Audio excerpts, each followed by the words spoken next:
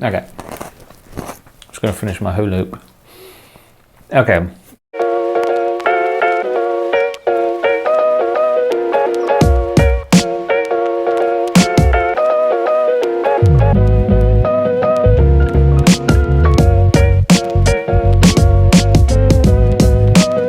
Hi, welcome to Meet the Makers, a video series where I put questions to creators from around the world about their videography and photography businesses, mainly in the wedding industry.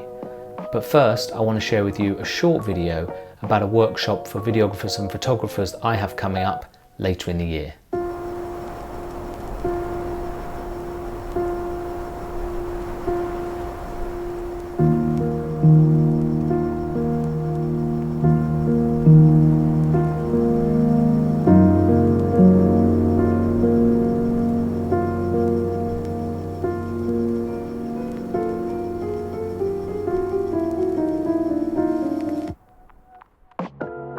If you'd like to learn more about the workshop, there's more information in the description below.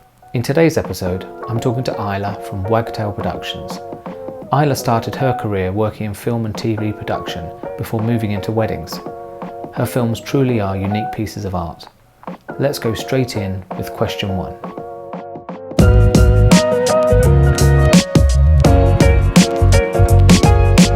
Hi Ayla, and welcome to the show. I'm going to go straight in with question 1.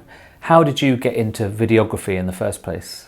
A bit of a long road, but I came from photography, having done that through college, and I did a photography degree, and then I went to film school, and then I got back into photography. Then I went into the film industry. So again, I worked my way through all the jobs in the film industry to finally get into the camera team. Yeah, and then I got there and had some amazing projects and decided to leave. Okay, I mean, so what was film school like? I think you're the first person I've had on that went to film school. So how did you find that? You know, wasn't the 50 grand film school, so that was amazing. It was, it was the best time in my life, really, living in London, going to film school and just playing with cameras that I'd never touched before. And what was your role when you went out into the film industry? What were you doing? Well, I was obviously runner, dog's body at first. And then I became a camera trainee. Before then, I was actually unit manager, so basically a janitor. So I had to install the toilets, and I had all the keys to the warehouse and stuff. So anything that wasn't a runner, I was taking, and then I was a camera trainee, and I was driving the camera truck, and then I became too busy to drive the truck, which was the goal. Then I became a clapper loader. Nice. They also call now, because of digital, they called it second AC. So yeah, you're loading film or responsible for the hard drives, changing lenses, recording every single thing for each shot, like aperture and white balance. And it kind of means a lot now, but then it was like, yeah, just data in a way. Yeah, sure. So what cameras were you working with when it was film cameras, out of interest? I started with the Red 1 because we were low budget, and now it's just so different. Now it's quite bulky then. Mostly 35mm on commercials because that was expensive, and on anything like music videos that would never be filmed. And did you find working with film more of a challenge? What was your experience of that? Like, the pressure is immense. So you have to have muscle memory, and if you have spent ages shooting something, like we had one set which we burnt down, it's not only the crew of the day, but actually the time people spent building that. And you've got the film canister and you're in the bag, and if you let in any light, like, your job is kind of thankless unless you mess up. Yeah. And it's all about discipline. If you let it unravel, very low chance you'll get it back into the spool. So yeah, the pressure's immense, but it's more like a meditation thing. You've got your little routine, you lay everything out, and you just like ignore everyone and go into your bag. You cannot get distracted. So yeah, I don't miss that. I don't miss that pressure, but it's definitely helped me with like discipline.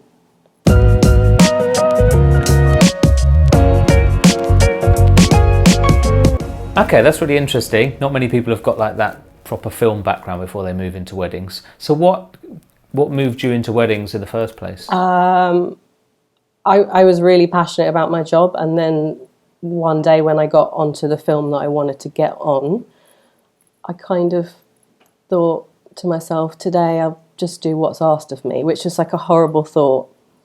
So yeah, I remember being there and thinking, this isn't creative, and I'm sort of checking out, so I need to pick up a camera again.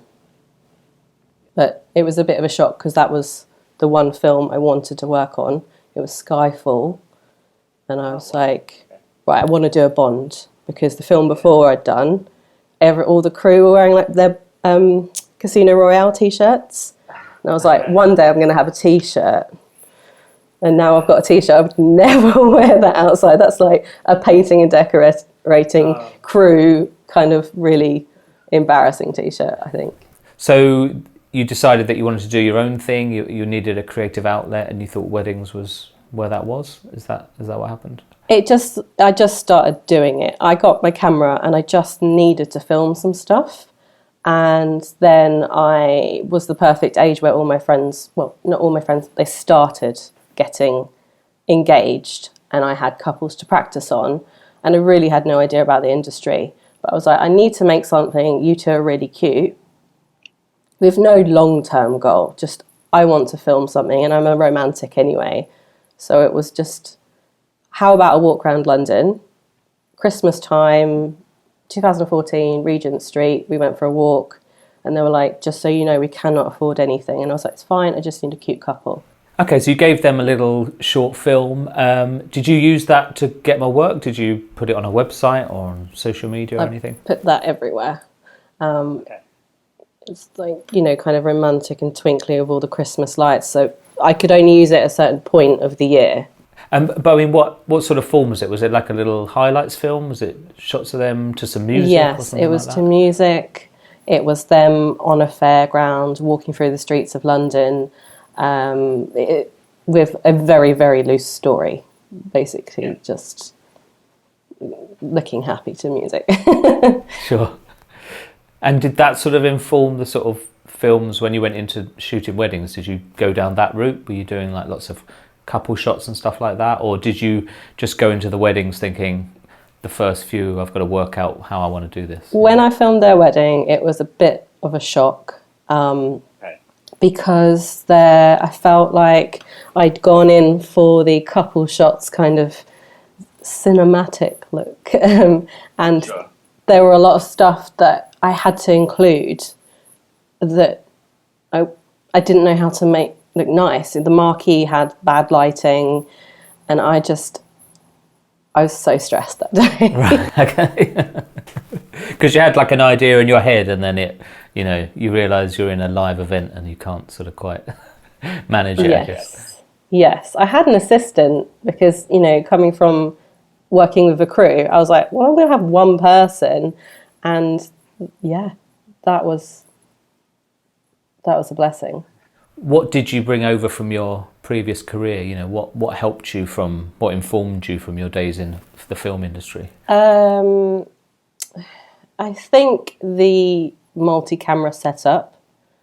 So having that wide safety shot. But I'm trying to think of that film. Obviously now it makes me cringe. That film. I would show it just because it's, everyone's got to start somewhere. Yeah. But I think perhaps what I brought over was how you cut things together to make it look like you have multiple cameras even when you had one. So I'm always thinking about what shots are going to go with other shots. So how were you doing that? What were you actually on the day thinking, I'm going to have to move, or I'm going to have to like zoom in, or what was your... Mainly I was shooting the couple at the table, which I don't even disturb people now, but that's what I did then, you know, once they're sitting at their table. And I did like more over his shoulder at her, and then her smiling at him. And it would I just keep doing that because of the like TV series I was on. I was like, it makes it so easy. You're not going to do that all the way through, but you can use that as much as you need to then, because you've got this cut to whatever.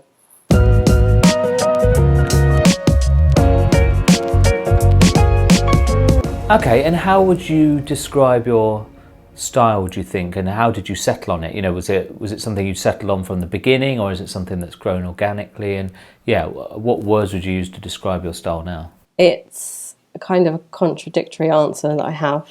I think I like to think my style is I don't have a style, but I think that maybe I'm not as self-aware. It's, you know, other people look at your work, you're like, yeah, I know that's your thing. But so say for example, I had a couple that got married at the Barbican, and they were very modern and trendy, if you want to use those words. Yeah, and they loved the architecture and the geometric. So I was like, right, it's going to be all about the geometrics, like all the films that I love, like Lost in Translation and Amelie. Like there's the love story, and then there's like the third person, which is the city.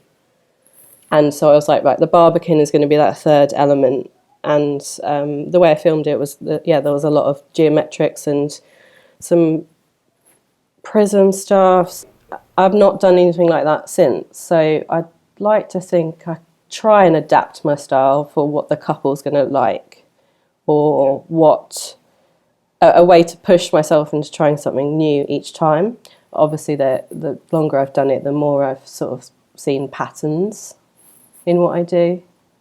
Yeah, that might be true, but I would say probably of all the films I've seen, yours probably do have... You could probably use the word unique for your films more than you can with most people. I think you do have a way of bringing that out in each film, yeah, and it looks very different. How does that work? How does that translate with clients? Do they worry what they're going to get? Do they ask you what's mine going to look like? I don't know. How does that work? Actually, well, at first it took a while to develop, like, because if you've only got 3 examples and they're completely different, that would make people nervous. But if you've got like a bigger catalogue and they're each different, then people start to understand, oh, okay, it's what we want, or what is authentic to us. And it's making them understand you don't have to decide the brief. Like, you don't have to come up with any creative idea. It will just be true to you. So in a way, it was hard at the beginning, and now it's easier because people's minds are open and they don't have a picture, because they might point out something that they like. In this one, we like... So, and it helps with the inquiry. When they say we really want a fast, energetic one, I send them one of those. If they say they want this kind, I send them one of those. So it helps, it's something to say when someone emails you as well. And does that mean you're actively not filming things that you don't think are going to fit with that idea? Or are you filming it anyway thinking, I might use it? You know, how disciplined are you with the shooting on the day? Are you just getting what you need? Occasionally I have thought to myself, I'm not going to bother filming that cake cut. That's rubbish. No one has ever asked me for it. Yeah. I do sometimes if they're I do now mostly. If they're cute with it, you know, if it's not completely stagnant moment, which it often is, then I will throw up a camera. I'm usually not worried about those things. You can get away with leaving out a lot of that stuff if you're doing something else.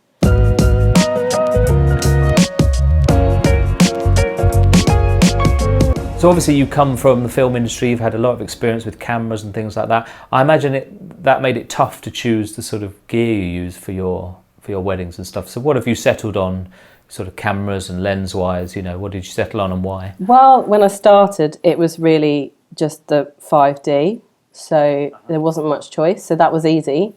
And then when Sony, I used to rent, I think it was the A7S1 when it first came out. I used to rent it from a camera house because kind of used to doing that, going into a camera house, using gear that's not your own. And I really liked it, mainly because of the features it had for video.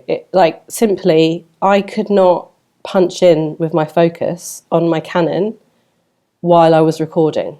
It's like the biggest nightmare ever. Oh yeah, I forgot about that. That was everything. That was enough for me to jump over. And I'm not that brand loyal. I'm like, I love Canon. I love the colours, the lenses. I've had them all my life. I've still got most of it. But if you're not doing the job for me, then I'm just going to jump. Okay, that's interesting. And what about lenses? Do you shoot on prime lenses? Do you just shoot on a couple of lenses, or do you shoot zooms? How does that work for you? I've always been prime. I obviously was used to, again, going back to the film industry stuff, we were used to primes, and it was like, how many lenses can we get for this shoot? It was maybe 4, and it would always be like,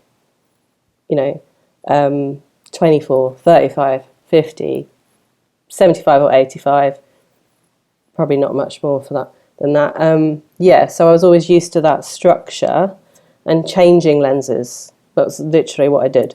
So it didn't scare me at all, because when you're changing one of those lenses that's worth thousands of pounds, you have a method of putting it in and securing it. So this was kind of easy, just bunging it. And my second shooter she does photos and videos, so she loves her zoom, and I ban it most of the time. I'm like, every shot you shoot on zoom, I know your lens is amazing, it really is one of the best zooms, but I hate them all. Like, there's something, I don't even know really what it makes me feel, but as soon as I give her a lens that maybe is inappropriate for where she's standing, she gets better shots because she composes them better and she moves. And also, when you shoot back and forth shots like that, if the focal length matches, it cuts together better. But if she's on whatever and I'm on my prime, it doesn't cut back and forth very well. And then what about audio? Do you use like lavs and things like that, or do you plug into the system in the place? How do you do that? I use like Tascam. That is the warmest sound. I think that's small, easy, not cheap, but reliable. It just never dies. Now I've said it, it's jinxed it. And I use the Sony's TX650s. I've got 4 of them, and it just depends on what's happening. Generally, these are for readers, celebrants, and a backup on the groom, because I find it picks up the bride better. It's not as isolated. Right. So it depends on time, depends what they're wearing, but I will mic them up with the Tascam, and I will hide it under the collar so it's completely invisible. And depends how kind of precious they are about how they look as well. Then I might put this in the pocket with the clip, but sometimes I hide it as well, so they look completely like they're not wearing anything from me.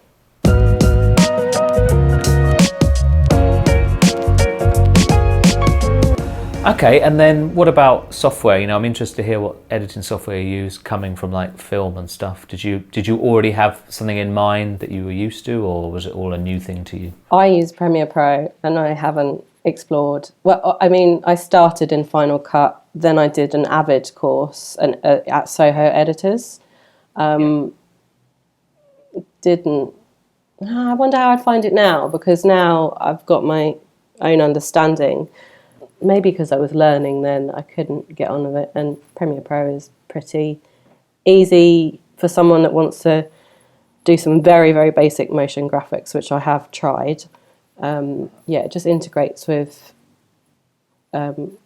the whole suite, doesn't it? So especially if I'm doing photography as well, I haven't explored. I know people have, but I haven't got time. Is that all you use? So you obviously say you dip into Photoshop a little bit for photography, but do you make LUTs and things outside of Premiere Pro? Okay. I buy other people's LUTs, so I don't have to do any work. That's the easy way to go. Oh no, I have made my own LUTs from Lightroom. I forgot I had done that, but I didn't. Okay. I didn't like them for video. For some reason, I just feel like it looks different when you apply it to a video than to a photo. Like if it's like lighter and airier in a photo, it looks great, and then you put it in a video and it's like the whole thing. You have to tweak them a bit, I think. So I did do that when I provided wedding photography and video for the same couple because I wanted it to match, but I ended up having to tweak it anyway. And how do you shoot in camera for your editing? Are you shooting just very flat, or are you actually shooting in a way that means you don't have to do too much in the edit? Like halfway point. So I do grade fairly heavily. Well, it feels heavy, but it's not if you're used to a slog or something. I pick a Cine 4 and tried a few others, but I should probably do some tests. But my exploration is, does that look good? Yeah, I think so. I really should, shoot the same thing, compare it. I haven't done that.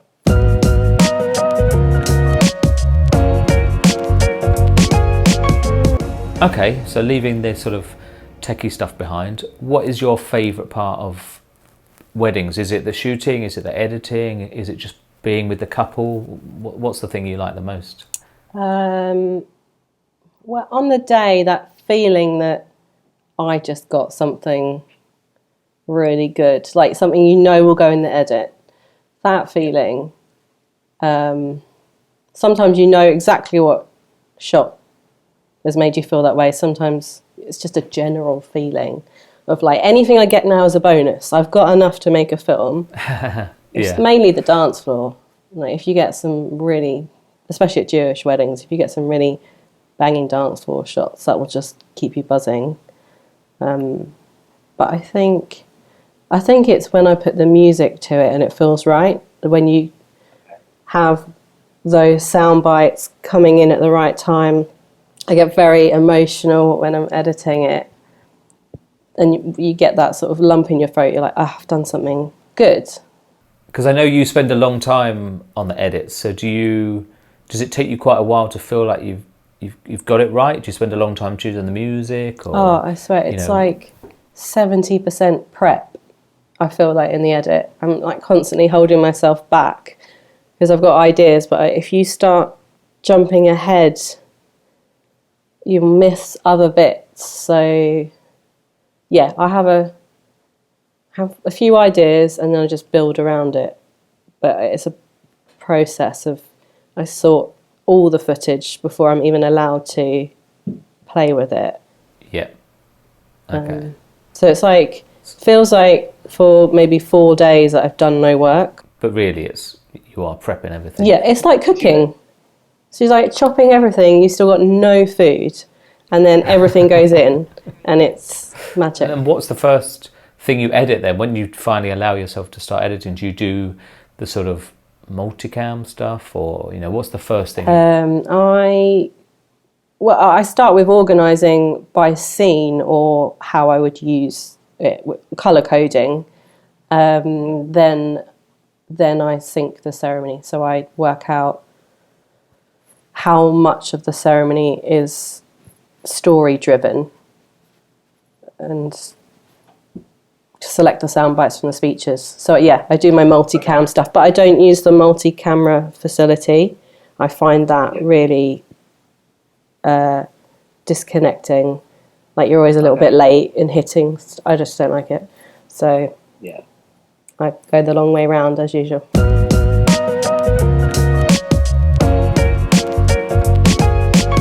So yeah, choosing your favourite part, that's obviously maybe quite an easy one, but what's the biggest mistake you've made on a job that you're willing to share? That is a really hard question, because things go wrong all the time, but it's out of your control. So yeah, I've recorded. I thought I was recording and I cut because of the way the Sony buttons are. I need to change that. I missed the bride coming down the aisle because the vicar wouldn't let me in the church. So I was out the front with her. I mean, it was a stress anyway, because it was a summer's day, and it was I don't know, Maidenhead or something. It was like beautiful canals, and everyone was parked everywhere in this village. So we arrived at the same time. I don't know how that happened, because I left before she was ready. And I didn't go an unusual way. I had to park and then walk. That was probably all it was. Anyway, she was outside with her bridesmaid. The vicar was there. I was about to get a few shots from outside, about to go in, and he's like, no one comes through this door now. I was like, well, I obviously have to go and be in there before she comes in. And he's like, no one, only God and the bride. So I, in that moment, changed my opinion about church weddings. And I said, I have to go in the side door, do I? And he's like, yeah. I was like, okay, but please don't let her walk in while I'm walking in the side. Came in the side door, and she just passed me. And I thought, and the wedding planner was there, and the wedding planner did not help. So how did you deal with that? I mean, did you tell the bride? No, or? Okay. I was having internal despair for like the whole day. And also I made noise when I came in, because I had to place my camera and people were looking at me. I had my little camera bag as well, which I had to put down. It was just so awkward. And I didn't put it in the video. I made a big deal out of them coming down the aisle together, and I like doing a really long focus pull that goes on forever on a long lens. And she didn't notice. I don't know, maybe she saw him be like that. But again, so that's a mistake. That's quite devastating. But the vicar and the wedding planner need to be on your side. Yeah. I know what I'd do now, because I was starting out then. I would just walk through the door. That's exactly what I'd do.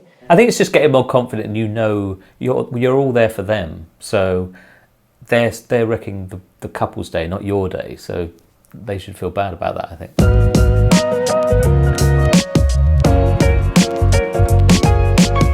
What do you think has influenced your style and your filmmaking the most? Obviously, you worked in the film industry, so it might be an easy one, might be a hard one, but what do you think is the main thing that influences the way you film and the way you work? Yeah, it would have to be stuff we filmed. Mainly, I think, music videos that I did, because that is always a small crew and you're much more involved in it. There's just the focus pull at you and the operator. Was it a type of music you were doing, or was it just? When I say music videos, I guess it would be the indie ones that we did that were like a smaller production, because you can sort of relate it. I think we did 15 locations. There was a shoot we did for Kylie for Vogue, and we did 15 locations that day. So a lot of it was jumping out of a car and going handheld and then back in the car again. So you learnt to be sort of mobile and get things quickly and just get the shot sort of thing? I think so. I think it was all the shoots we did that were run and gun. Do you find certain types of music influence your work? Do you have a certain type of music you want to use, or do you pick a song you think fits that wedding and then it influences the edit, or which way round does that go? I work out how much dancing I've got, how energetic the rest of the day is, and I will pick a track according to what I have on my timeline. So it's not really until I start playing with the footage. And where do you go for your music? Where do you find music? Music bed. Okay. Yeah, and I've got playlists that are different moods or how I feel about things. I've got one that's called like Melancholy Beauty and Classic Romance, which is going to have a piano in it. And as I'm searching for other people's tracks, I will save them anytime I find something that I like, or I can label with an emotion. I've also got one playlist called Out of the Box, because it's like a completely random... Okay, just... Yeah, maybe like a very non-wedding-y song, but I need to use it because it's so cool.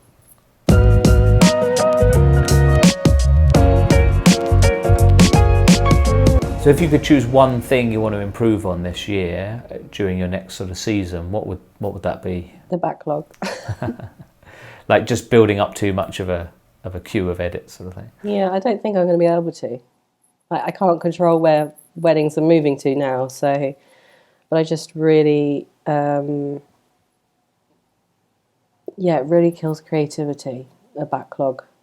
But improve upon, in the edit, there's loads I could do, because I haven't explored my colour grade enough. I've always been like, I have to edit this film, and this is my best I can do. I haven't done any tests, it's just... I think this looks good. So I could spend some more time exploring, especially with my highlights. I feel like I would like more control over my highlights with the Sony.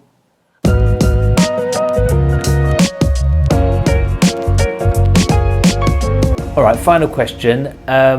What would be your top tip for someone starting out in videography? If there's one thing you think you've learned over the years, you'd put up there as the top tip you would give someone, what would that be? I would say nail your sound, which is something people put off for so long, and I did because it was a different department. It was like those guys, and I don't have to. So really. Nail your sound. I don't mean be good at it straight away. What I mean is dedicate your efforts. So that is backup mics. That it's never. It's your attitude to sound, maybe. Never. Just stick that one there. Like, make sure you put some effort in on the day, and that comes with confidence, though. So it's really hard to say nail your sound, but. I've got my devices that I trust now, and essentially they are reliable with long battery life. Yeah, just master what you have, but really make an effort with sound, and I'm happy to share anything, because that was the biggest learning curve for me. Once you've done that, your edits are so much easier.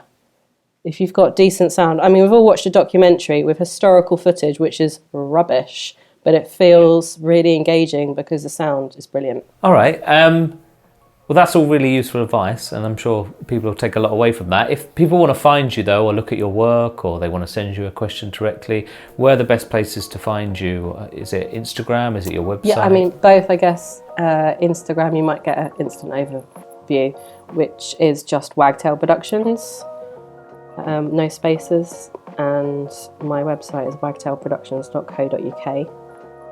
And I've got my weddings and my portraiture and my brand stuff on there. Well, thanks to Ayla for sharing her backstory and advice with us from the world of movies and weddings. You can find links to Ayla's work in the description below, as well as information on the workshop that I have coming up later in the year. See you in the next episode.